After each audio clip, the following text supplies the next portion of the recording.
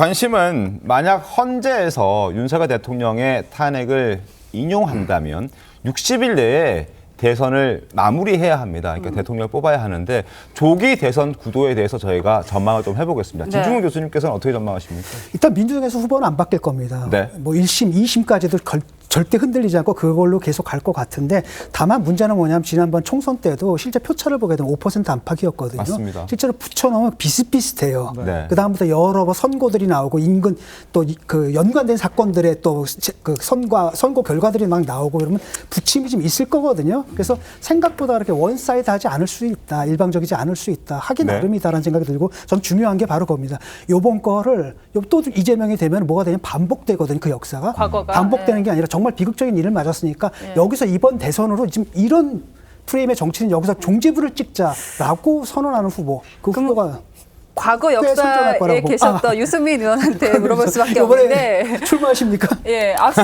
보니까 저희가 보수가 예. 지금 오늘 굉장히 허탈하고 절망하시는 분들이 많을 텐데 대선에서 해볼 만할 수도 있는 겁니다. 합쳤을 때 50%가 넘었었기 때문에 유승민 의원께서도 참전하실 수 있는 가능성이 있는 거잖아요. 아니 몇 시간 전에 윤석열 대통령 탄핵 소추안이 국회에서 통과가 됐는데 저는 뭐 제같이 정치를 하는 사람은 지금 다음 대선에 대해서 이야기하는 건 정말 저는 뭐 오늘은 적절치 않다고 생각합니다. 다만 진 교수님 말씀하셨지만 제가 한 가지 우리 당원들이나 또 뭐 보수층 우리 국민들께 또 중도층 국민들 중에 다음에 이재명 대통령 되면 어떡하냐 걱정하시는 분들한테 제가 한 가지만 말씀드리고 싶은 네. 거는 오늘의 탄핵 소추 가결 이걸 끝으로 저는 진짜 찬성했던 반대했던 우리 당이 뭉치고 반성하고 또 정말 이 진지한 자세로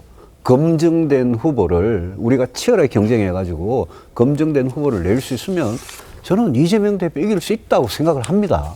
그래서 좀 그런 차원에서 우리는 지금 뭐라 그럴까요? 우리 오늘 절망하시는 분들한테 너무 절망하지 말자. 네.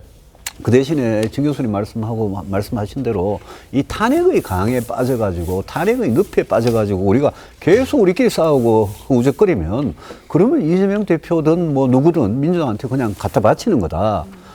그 점을 꼭 말씀을 드리고 싶고 합리적인 저는 그런 국민들이 계시더라고 생각합니다. 건전한 합리적인 상식적인 그런 정치를 원하는 그런 국민들을 바라보고 지금 정치를 우리 국민의힘이 지금이야말로 할 때 아니냐.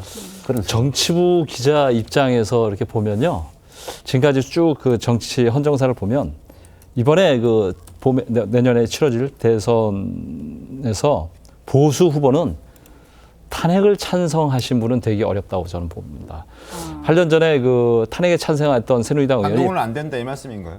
그렇죠. 128명 중에 62명이 탄핵에 찬성을 했습니다. 근데 이번 윤석열 대통령 오늘 그에서 85명이 탄핵 네. 반대표를 던졌습니다. 왜 이런 얘기를 드리냐면 지금 한세표, 유한중, 그러니까 한동훈, 오세훈, 홍준표 시장, 그리고 유한준, 유승민 대표님, 그리고 안철수 의원, 그리고 이준석 대표. 이준석 대표가 생일이 3월이기 때문에 3월 이후에 치러지면 대선에 나올 수가 있습니다. 85년생이기 때문에. 그런데 이분 중에 탄핵을 반대하신 분은 딱 두 분이에요. 오세훈 서울시장. 네. 아니, 오세훈 시장이 낮에 찬성했고요. 나중에 바꿨죠, 입장을. 반대하신 네. 분은 홍준표 대구시장만 포괄적으로 그럼 반대를 홍준표 했어요. 시장이 보수 후보가 될 거라고 보시는 거예요? 꼭 그렇게 얘기하는 거 아니고 탄핵에 대해서 찬성 입장을 표시하시는 분은 대선 후보가 되기 좀 어렵지 않느냐. 저는 그렇게 보고 있습니다. 그거를 아시니까 그분이 그러셨던 거죠. 근데 문제는 뭐냐면은 그러니까 탄핵에 반대했던 사람을 지금 탄핵 때문에 치러지는 선거에서 네. 그런 후보를 국민들이 과연 찍어주겠냐라는 거죠. 아무리 이재명이 밉다고 한들. 그게 이제 당신과 민심에 이제 괴리되어 있다는 거거든요. 민심은 탄핵 찬성이 압도적으로 높잖아요. 그런데 국회 표결에서 85명의 국민의힘 의원들이 80%가 넘는 의원들이 탄핵을 반대를 했거든요. 이 벽을 대선 후보가 보수 후보가 어떻게 돌파할 수 있을까요? 그거 쉽지 않다고 좀 봅니다. 근데 당신 민심 그렇게 괴리된 후보를 당신만 가지고 만약 우리가 내세운다면 네. 그거는 대선은 해보면 안 하죠. 유승민 대표도 그래서 실패하신 거잖아요. 네, 저희가 이제 앞으로의 전망을 좀 짚어볼 텐데 보수 후보의 득표율을 합쳤을 때 과반 득표를 하긴 했지만 결국 과거에는 분열됐기 때문에 패했었습니다. 8년이 지난 지금 또 보수가 분열될 위기에 놓여 있는데요. 일단 유승민 의원님께서는 네. 지금 현 상황을 어떻게 보고 계십니까? 글쎄요, 뭐 저는 정말 보수 입장에서는 뭐라 그럴까요, 그런 표현을 쓰기는 싫은데 진짜 이거는 폐허가 된 상황이고요. 방금 당심 민심 이야기 하셨는데 이제까지 우리가 윤심, 당심 이런 것 쫓다가 이렇게 됐거든요. 네. 그래서 앞으로 민심을 진짜 존중하는 그런 국민의힘이 되지 않으면 큰일 난다고 생각하고 저는 윤석열 대통령께서 진짜 힘이 셀 때 살아있는 권력일 때 저희들 국민의힘 식구 중에 제가 누구보다도 그렇게 하시면 안 된다고 강하게 비판해 왔던 사람인데 오늘 이걸 맞이하는 저의 심정은 정말 참담합니다. 그러나 이거는 윤석열 대통령이 오늘 탄핵을 당한 거지 저는 대한민국 보수가 탄핵을 당한 건 아니라고 생각을 합니다. 지금부터 대한민국 보수는 그동안 못했던 개혁, 쇄신의 이런 길로 가야 되고 그 길로 못 가면 민주당한테 정권 갖다 바치는 거죠.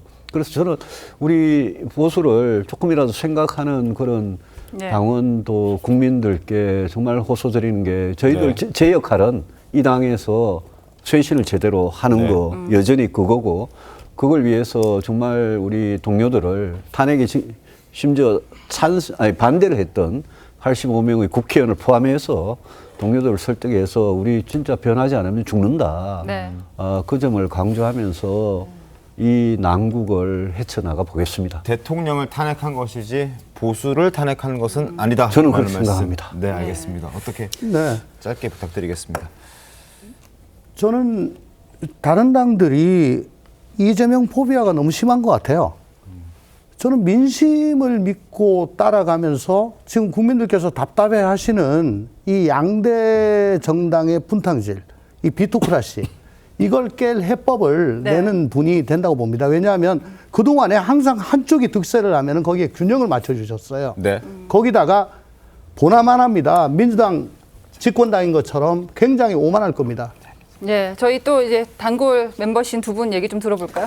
지지층의 선택이 굉장히 중요하다고 생각합니다. 지금은 지지층의 75%가 탄핵에 반대를 했지만 그건 네. 왜냐하면 이재명은 막아야 되지 이거거든요. 근데 탄핵은 이미 현실화됐거든요. 그다음에 이분들이 전략적 아마 선택을 할 겁니다. 이길 수 있는 후보고 그러려면 일단은 탄핵 문제는 처리가 돼야 된다고 생각할 것 같고 지지층의 그 결단에 달려있다고 봅니다.